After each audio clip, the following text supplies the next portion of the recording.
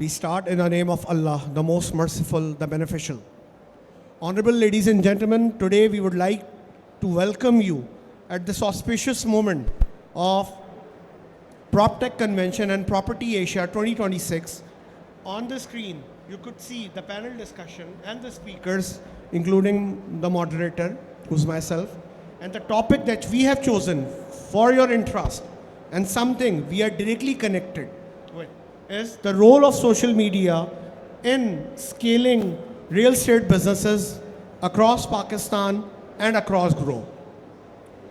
We would start with Mr. Furqan Azim, and today the first question जो कि मेरा पहला सवाल होगा वो फुरकान साहब से ये होगा कि मेटा टूल्स के बारे में जो है वो आइडेंटिफाई करें कि मेटा टूल्स जो हैं वो 3 किस्म के हैं, व्हाट्सएप, इंस्टाग्राम और फेसबुक. किस तरीके से हमने अफेक्टिवली इन तीनों टूल्स को यूज़ करना है in scaling and marketing real estate projects and construction projects in general. Thank you for inviting me. बड़ा अच्छा टॉपिक है और मैं as a visiting faculty sir Syed university में भी पढ़ा रहा हूँ डिजिटल मार्केटिंग पिछले 3 साल से. सर देखिए, रियल एस्टेट जैसे कोविड के बाद से ये डिजिटली ट्रांसफॉर्म बहुत सारी चीज़ें हुई हैं और पहले भी होती थी, बट कोविड के बाद से हमने इसको देखा है कि काफ़ी चीज़ें बदलते हुए और काफ़ी चीज़ें होते हुए. तो मैं इसमें कुछ चीज़ें ऐड ऑन करना चाहूँगा जिससे बेनिफिशियली हो सकता है बाकी अनदर ऑडियंस के लिए भी. देखिए, टूल्स तो बहुत सारे हैं जिसके थ्रू आप अपना जो बिजनेस है उसको भी इन्हेंस कर सकते हैं या अपनी सोशल मीडिया जो प्रेजेंस है उसको भी इन्हेंस कर सकते हैं. मैं इसमें कुछ 1-2 चीज़ें बताना चाहूँगा जो स्पॉन्सर्ड कैंपेन्स के हवाले से होती हैं. जैसे अगर हम सिर्फ स्पेसिफिकली फेसबुक मार्केटिंग की बात करें तो हमारे पास मेटा एड्स मैनेजर होता है जो कि मेटा प्रोवाइडेड है, जिसमें जाके हम अपने हिसाब से अपनी पेड कैंपेन चला सकते हैं. अगर मैं चाह रहा हूँ मुझे सिर्फ इंस्टाग्राम मार्केटिंग करनी है तो मैं सिर्फ इंस्टाग्राम मार्केटिंग भी कर सकता हूँ. अगर मैं चाह रहा हूँ मुझे फेसबुक, इंस्टा दोनों इंक्लूडिंग मैसेंजर कवर करना है थ्रू लीड्स जनरेशन तो मैं उसको भी कवर कर सकता हूँ. अच्छा, कुछ चीज़ें ऐसी हैं जो हमें पोस्टिंग और रील्स के हवाले से काम आती हैं. उसको कहा जाता है Meta business suit. It's a free of cost tool जो कि मेटा प्रोवाइडेड है. उसमें होता ये है कि आप अपनी पोस्टिंग एंड रील्स स्केड्यूल कर सकते हैं. अगर मुझे कोई 6 मंथ्स बाद कोई पोस्ट करनी है तो मैं मैनुअली करूँगा, मुझे नहीं पता कहाँ पे होगा कहाँ पे नहीं होगा, तो मैं मेटा बिजनेस सूट में जाके अपना कैलेंडर और स्केड्यूल शूट कर सकता हूँ, जिसके थ्रू ये होगा कि मैं अपनी चीज़ों को मुझे बार बार एक इंडिविजुअली याद नहीं करना पड़ेगा. मैं कैलेंडर बना दूंगा तो वो अपने हिसाब से मेटा बिजनेस सूट उसको सर्कुलेट कर रहा होगा. Very valid points. The use of Meta Business Suite and other relevant tools जिसमें आप कैलेंडर सेट करते हैं, पोस्ट बिल्ड करते हैं and then you just let it go, क्योंकि ये सारा काम जो है वो मशीन लर्निंग के थ्रू होता है. इन डिजिटल वर्ल्ड एल्गोरिथम्स का यूज़ और एल्गोरिथम्स को समझना, आई एम नॉट सेइंग कि आप टेक्निकल लर्निंग करें, लेकिन आपको उसका यूज़ केस समझना बहुत ज़रूरी है. मेरा अगला क्वेश्चन होगा मिस्टर ज़िया अलीम से. आप माशाल्लाह बहुत एक्टिव हैं डिजिटल मार्केटिंग में भी और 1-to-1 इवेंट्स के अंदर भी आप जो हैं वो काफ़ी ज्वाइन करते हैं. मैं आपसे ये गुजारिश करूँगा कि बड़ा स्पेसिफिक जो है वो क्वेश्चन को आप आंसर करें कि क्वालिटी लीड्स जनरेशन आप किस तरीके से करेंगे through the use of different tools, और जो कमज़ोर लीड्स हैं उनको कैसे जो है वो इरेडिकेट करेंगे. जी, आपका क्वेश्चन बहुत ही ज़्यादा वैलिड है. जो आजकल हर आई थिंक डेवलपर को ये चीज़ फेस करनी पड़ती है कि क्वालिटी लीड्स नहीं आ रही. मैं काफ़ी बिल्डर्स के साथ I am working with them और ये चीज़ मैं फेस करता हूँ. कहते हैं हमारी लीड्स ज़ाया हो जाती है और उनके उस पर कॉस्ट लगती है. देखें, आपको अपने प्रोजेक्ट को थोड़ा अंडरस्टैंड करना पड़ता है कि वो प्रोजेक्ट किस एरिया के लिए है, किस मार्केट के लिए. उस टारगेट ऑडियंस को आपने टारगेट करना चाहिए.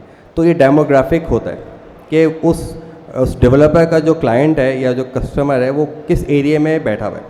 अब ऑब्वियसली आप बड़े डेवलपर को तो टारगेट नहीं करेंगे 1 करोड़ की प्रॉपर्टी के लिए, जैसे ईमार वगैरह के जो प्रोजेक्ट्स या जो DHA फेज़ 8 के जो लोग हैं उनको टारगेट नहीं करेंगे. तो आपको सबसे पहले ये देखना पड़ता है कि आपकी टारगेट ऑडियंस किस एरिया में बैठी हुई है. उसी एरिया के फेसबुक एल्गोरिथम को आपको यूज़ करना पड़ता है और वहीं से आपको फिर उसी हिसाब की लीड्स जनरेट होती हैं. तो पहला तो फ़िल्टर आपका यहाँ पे आ जाता है. फिर दूसरा आपको ये देखना पड़ता है कि आप सोशल मीडिया हैंडल्स को उसके क्लाइंट को किस तरह टैप कर रहे हैं. क्या वही वो कंटेंट देख रहा है जो वो सुनना या देखना चाहता है, या आपने एक रैंडम पोस्ट लगा दिया कि ये पेमेंट प्लान है और आए अपना घर ख़रीद लें. क्योंकि देखें, अब स्टोरीज़ पे काम होता है. सोशल मीडिया स्टोरीज़ यूज़ हो ही जा रही. हर जगह अब ये नहीं है कि आपने फेसबुक मार्केटिंग करी और आपने एक्सपेक्ट किया कि आपके पास अच्छी लीड आएंगी और क्लाइंट आएगा, पैसे लेके आएगा, चेक देगा, क्लोज हो जाएगा। ऐसा नहीं है। अब मैं देख रहा हूँ कि ट्रेंड चेंज हो रहा है और हर प्रोजेक्ट या हर जो डेवलपर इस चीज़ को अंडरस्टैंड कर रहा है, वो स्टोरीज़ क्रिएट कर रहा है, वो स्टोरीज़ के थ्रू अपनी प्रॉपर्टी को सेल कर रहा है। वंडरफुल। तो इनके जो रेलेवेंट पॉइंट्स है उसको समराइज़ करते हैं। Number 1 thing, target market. देखिए, पाकिस्तान के अंदर रियल एस्टेट जो कस्टमर्स हैं वो 3 किस्म के हैं: मास मार्केट, मास प्रीमियम और इलीट। मास मार्केट के अंदर वो एरियाज़ हो गए जिनको हम कहते हैं लोअर मिडिल और मिडिल टारगेट मार्केट को वो केटर करते हैं। ये मिड प्राइस कस्टमर्स होते हैं, इनको प्रॉपर्टीज़ वो चाहिए होती हैं।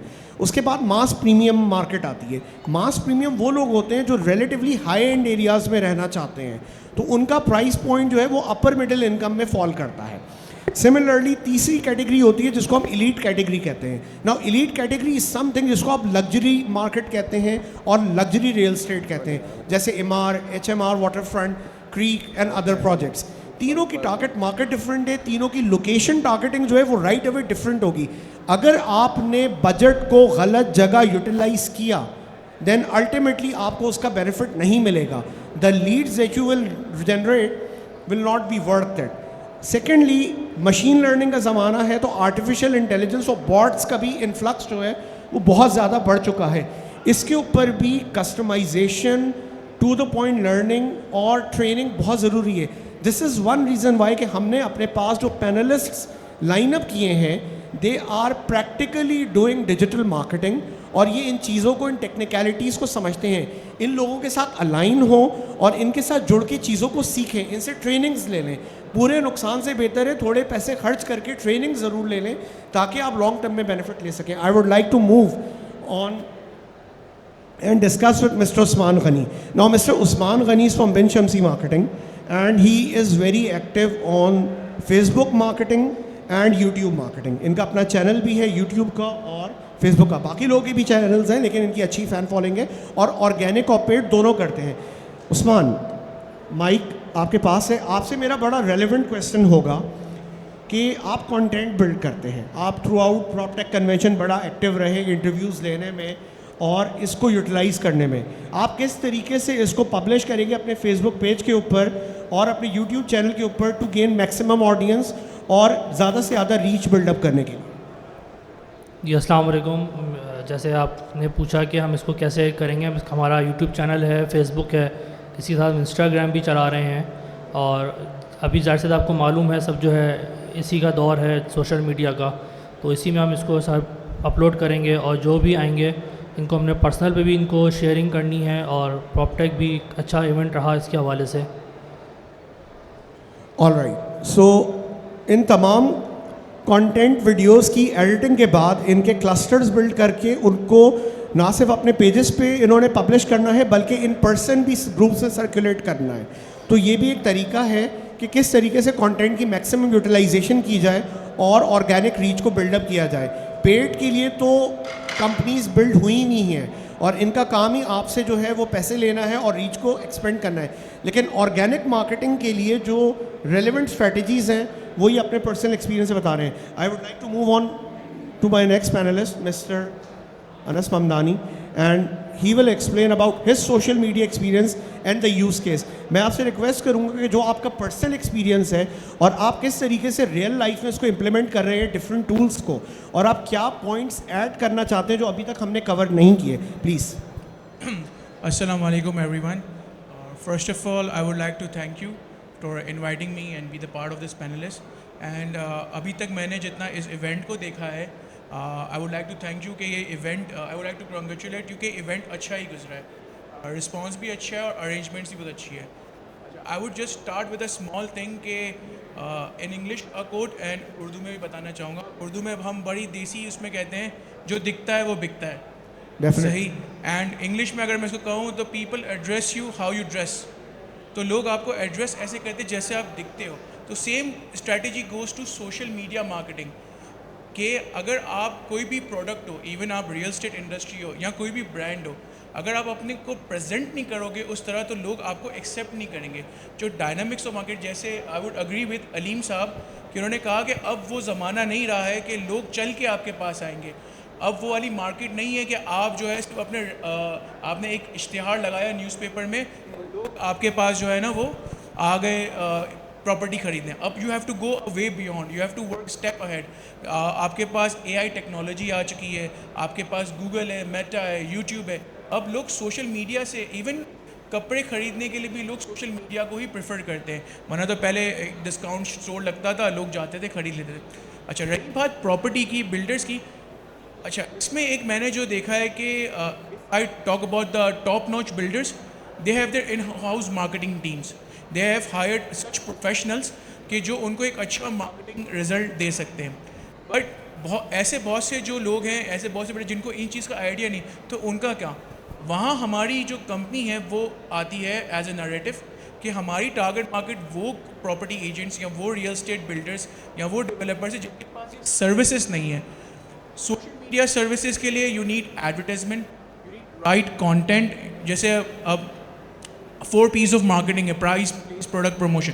तो प्रमोशन जो है ना आज सबसे ज़्यादा इम्पैक्ट करता है प्राइस, प्रोडक्ट और प्लेस से भी। जितनी हैवी आपकी प्रमोशन होगी, क्लाइंट उतना आपसे अट्रैक्ट होगा। आप कोई प्रोजेक्ट डेवलप करते हैं, आपके बेस से आपकी प्रमोशन स्ट्रांग होनी चाहिए, आपका मीडिया प्रोफाइल स्ट्रांग होना चाहिए, आपका फेसबुक पेज स्ट्रांग होना चाहिए, आपका इंस्टाग्राम एक्टिव होना चाहिए। लोग आजकल फॉलोअर्स देख के आपको पूछते हैं। आप किसी इन्फ्लुएंसर को भी बुलाएंगे अपने इवेंट पे, तो वो जो लोग उसको देखने आएंगे तो उसकी वो फ़ैन फॉलोइंग है जो उसको देखने आ रही है, फिर वो आपके प्रोडक्ट को पूछते हैं कि आप क्या बेच रहे हो, यू नो। तो बहुत सारे ऐसे पैरामीटर्स हैं, ऐसे डायनामिक्स हैं मार्केट के जो आपको कैप्चर करने चाहिए। अब वो कहते हैं बिल्ड टू परफेक्शन हो गई है। आप छोटे ground+4 की बिल्डिंग बनाते हो या आप हाई राइज टावर बनाते हो, you have to provide actual informations and you have to be very presentable in the market, you know. Thank you. Absolutely. मैं अब गुजारिश करूंगा हमारे बहुत ही मोहतरम रियल्टर मिस्टर अदनान जिलानी। अदनान भाई, आपका 3 decades 30+ ईयर्स का एक्सपीरियंस है, जब डिजिटल मीडिया एग्जिस्ट भी नहीं करता था। अच्छा, आपसे मेरा सवाल होगा बहुत टू द पॉइंट, और आप माशाल्लाह बहुत एक्टिव हैं सोशल मीडिया, डिजिटल मीडिया पे। आपने पहले अपना फिज़िकल सर्कल बिल्ड किया, रियल मार्केट सर्कल, फिर आप डिजिटल मीडिया को भी यूज़ करने लगे। तो आपने अपने उस फिज़िकल सर्कल को, उस मार्केट सर्कल को किस तरीके से यूटिलाइज़ किया डिजिटल मार्केटिंग और सोशल मीडिया टूल्स के साथ? बहुत शुक्रिया पहले तो आप सबका, और हमारे राइल आरूफ साहब, माशाल्लाह से आरफिन साहब। तो मुझे बहुत खुशी है कि इतने बड़ी शख्सियात के सामने मैं बोल रहा हूँ। तो एक वक्त था कि मैं जब इस इंडस्ट्री के अंदर आया तो मैंने देखा कि अखबार होता था और उसके ऊपर पूरा प्रोजेक्ट सेल होता था। फिर वक्त बदला, फिर शनाख्त के लिए आज ना प्रोजेक्ट ज़मीन पे नहीं बिकता, वो डिजिटल प्लेटफॉर्म पे बिकता है। तो जितना अच्छा आप डिजिटल प्लेटफॉर्म पे होंगे तो वो बिकता है। तो एक वक्त था तो मेरी शनाख्त नहीं थी, ज़ीरो थी, 0%। तो मैंने अंदाज़ा किया कि जब आप लोगों को जोड़ते हैं ना, इसलिए कि देखें इस्लाम में भी एक चीज़ दे दी गई है कि दिल, जिगर, फेफड़े, आम अल्फाज में समझा रहा हूँ इसलिए कि समझ आए सबको, तो सब ने अपना अपना काम करना है। तो वही चीज़ आज की डिजिटल मार्केटिंग के अंदर है कि हर चीज़ ने अपना अपना काम करना है। फेसबुक ने अपना करना है, यूट्यूब ने अलग करना है, और माशाल्लाह से मार्क प्रॉपर्टीज़ ने अपना अलग काम करना है। तो सारी जितनी भी कंपनीज़ हैं उन्होंने अपना अपना काम करना है। और इस टाइम कराची के अंदर मार्क प्रॉपर्टीज़ ने जिस तरीके से काम किया है तो वो नो डाउट। तो एक वक्त था कि हम सोचते थे कि हमने अपनी पहचान कैसे, तो जिसके पास पैसा होता था वो तो बड़े मीडिया को हायर करता था और अपने आप को ब्रांड बना लेता था। मगर अब दुनिया बदल चुकी है। अभी मैंने एक प्रोजेक्ट किया है, तो एक वो लोग होते थे जिनको हम पूछते नहीं हैं, टिकटॉकर्स, ब्लॉगर्स, इन्फ्लुएंसर्स, ये वो लोग हैं जो इस इंडस्ट्री का इस टाइम बहुत अहम हिस्सा है। Very valid point. तो ये पॉइंट मिस कर गया। मैं समझता था कि ये बेकार लोग हैं। मैं कहता था नहीं यार, ये ब्रांड ख़राब कर देंगे हमारा, इनकी वजह से हम लोग प्रॉब्लम में आ जाएंगे। मगर आज मैंने फ़ैसला किया है कि इनको साथ रखना ही आज की इंडस्ट्री का फ़ायदा है। मैं आपके पॉइंट को टेक ऑन कर रहा हूँ। आपने आइडेंटिफाई किए ब्लॉगर्स, टिकटॉकर्स, क्योंकि ब्लॉगर्स और टिकटॉकर्स के बारे में ये जाता है इम्प्रेशन कि ये जो है ना आपकी टारगेट मार्केट को हिट नहीं करते। भाई ऐसा नहीं है, वो भी हिट करते हैं, लेकिन आपको उनमें से सेग्रीगेट करना पड़ेगा। हर जगह जो है ना सही और गलत यूज़ केस है, आपको आइडेंटिफाई करना है। नीटी ग्रीटी एनालिसिस आपको करना है कि who is the right person which is the right tool जिसको आप यूटिलाइज करके उसको प्लेस करें और प्रमोशन करके अपने लिए लीड्स जनरेट करें और अपने बिजनेस को प्रमोट करें। ये काम जो है आपके करने का है। ओके, मैं इसमें जो है 4 पॉइंट्स को क्विकली समराइज़ करूँगा और मैं रिक्वेस्ट करूँगा फुरकान से, आप डायरेक्ट ट्रेनिंग करते हैं। Furqan, influencer marketing, quick word. Number 2 email marketing, और नंबर 3 जो है हमारे पास टिकटॉकर्स और ब्लॉगर्स। इसी पॉइंट को आपने लेकर इस डिस्कशन को रैप अप करना है। ठीक है सर, बड़ा अच्छा है, मुझे तो बड़ा एक फैसिनेट लगता है ये टॉपिक। देखिए इन्फ्लुएंसर जो है ना पूरी दुनिया में माने जाते हैं, और अब ये पाकिस्तान में भी कोविड के बाद से ट्रेंड इनहेंस हो गया है। पहले भी था लेकिन अब इनहेंस हो गया है। अच्छा देखिए, मैंने कुछ ऐसे इन्फ्लुएंसर्स को देखा है या काम किया है, तो मुझे ऐसा लगता है कि हमें ना रेलिवेंसी को जोड़ना ज़रूरी है। समहाउ कोई अगर कंटेंट क्रिएटर है या ब्लॉगर है तो उसका रेलेवेंसी देखनी है, उसकी ऑडियंस कौन सी है। हम अगर उससे रियल एस्टेट की कोई प्रमोशन करा रहे हैं तो उसकी वो आवाम भी है, वो उसकी ऑडियंस है जो उसको वो देख रही है। जैसे लेट से मैं अगर जुनैद अकरम से कोई वीडियो बनवा रहा हूँ तो मुझे ये देखना है कि जुनैद अकरम उसके लिए रेलिवेंट है या इरफान जुनेजो है। तो ये थोड़ा सा ना मुझे लगता है कि रेलिवेंट इन्फ्लुएंसर को, ऐसे तो बहुत सारे लोग हैं। अच्छा देखिए, ज़रूरी नहीं है कोई सेलिब्रिटी होना, अगर आपकी फेस में और आपकी आवाज़ में इन्फ्लुएंस है तो आप भी अपनी बात को कन्विंस कर सकते हैं, क्योंकि इन्फ्लुएंसर्स आपको पता है काफ़ी हाई पेड होते हैं। तो इनिशियली रियल एस्टेट के लिए थोड़ा सा मतलब वो नहीं हो पाता, चैलेंजिंग होते हैं। आपने 2 जो है बड़े top of the line influencers की बात करी, जुनैद अकरम और Irfan Junejo. Now Junaid Akram is someone who has elite audience and upper mid income audience. उसकी ऑडियंस बड़ी रिफाइंड है, और अगर किसी को top of the line projects की मार्केटिंग करानी है, I believe he is the best guy, क्योंकि वो जो ऑडियंस को हिट करता है वो ओवरसीज़ पाकिस्तानीज़ भी हैं, डायस्पोरा भी है, और आपकी लोकल एलीट जनरेशन भी है। तो सिमिलरली एक जनरल यूट्यूबर जो है उसकी टारगेट मार्केट जो है वो मिडिल इनकम और लोअर मिडिल इनकम ग्रुप से, तो इनफैक्ट दोनों ही इफेक्टिव हैं। लेकिन जो मार्केटियर है, जो बजट इन स्पेंडर है, उसको डिसाइड करना है कि वो कहाँ यूज़ करेगा। ज़िया, वन लास्ट क्वेश्चन, हम एक चीज़ मिस कर गए, वो हैं क्लासिफाइड एड्स। न्यूज़पेपर्स और प्रिंट मीडिया के अंदर क्लासिफाइड एड्स तो सबने ही पब्लिश किए और आज तक होते और होते रहेंगे, जिसको अखबार के इश्तेहारात कहते हैं। अब ये डिजिटलाइज हो चुके हैं। हमारे पास 2 मेजर कंपनीज हैं, नंबर 1 ज़मीन.com, नंबर 2 grana.com। मैं आपसे 30 सेकंड्स आपको दूंगा और आपने इनकी यूटिलिटी के बारे में लोगों को इन्फॉर्म करने के किस तरीके से इन प्लेटफॉर्म्स का जो है मैक्सिमम यूज़ केस लें और इनसे अपने लिए लीड्स जनरेट करें। थैंक यू जी। जैसे आप लोगों ने ऑलरेडी डिस्कस किया है कि जो चीज़ें अब डिजिटल होती जा रही हैं, हर जगह अब डिजिटल चीज़ों के थ्रू चीज़ें सेल हो रही हैं। तो ख़ासतौर पे जो ज़मीन.com है, तो वो उसका ओवरसीज़ क्लाइंट बहुत है। ओवरसीज़ जितना भी क्लाइंट है वो ये चीज़ नोट करता है कि जो ज़मीन.com पे ऐड लगाता है वो रियल्टर उसको पे करता है, तो वो कोई फ्रॉड नहीं कर रहा है, वो कोई फेक ऐड नहीं लगा रहा है। तो ये उनका एक ट्रस्ट उस प्लेटफॉर्म पे बिल्ट हुआ हुआ है। मेरे पास बहुत सारी कॉल्स आती हैं, वो ज़्यादातर ओवरसीज़ से आती हैं, तो वो यही बोलते हैं कि देखिए ये एक थोड़ा ऑथेंटिक प्लेटफॉर्म है और ज़मीन.com इस वक्त सबसे बड़ी फर्म है पाकिस्तान की, तो वो अपनी रेपुटेशन भी ख़राब नहीं करेंगे। तो जी, grana.com के बारे में भी ज़रा रिवील करें, अगर आपने इसको कम एक्सप्लोर किया है तो उसको भी एक्सप्लोर करें। And they are one of the partners of proptech as well. Yes, basically I haven't used it yet, और मैंने उनकी वेबसाइट अभी नहीं देखी है इस एज अ क्लासिफाइड के लिए। मैंने उनकी वेबसाइट देखी है जिसमें वो अपने पंजाब साइड के प्रोजेक्ट्स सेल कर रहे हैं, तो definitely I have a look on it as well. तो I request the entire audience here to explore grana.com और इसके बारे में लर्न करें, इनकी टीम के साथ अलाइन हो, इनसे डेमोज लें और इस यूज़ केस के जो है वो ज़्यादा से ज़्यादा बेनिफिट लेने की कोशिश करें। We thank all our panelists and our esteemed audience for actively participating in this event, and we would like to thank Mr. Atif Arfin and all the organizers and all the sponsors and partners of PropTech Convention 2026 and Property Asia 2026 in collaboration with 19th Build Asia 2026, and inshallah we'll be meeting you all again in future for the upcoming events. Now we would like to end up this panel discussion and we will move on with the next panel discussion of realtors on non-business, financial and business professions. Thank you very much. बहुत शुक्रिया। A big round of applause.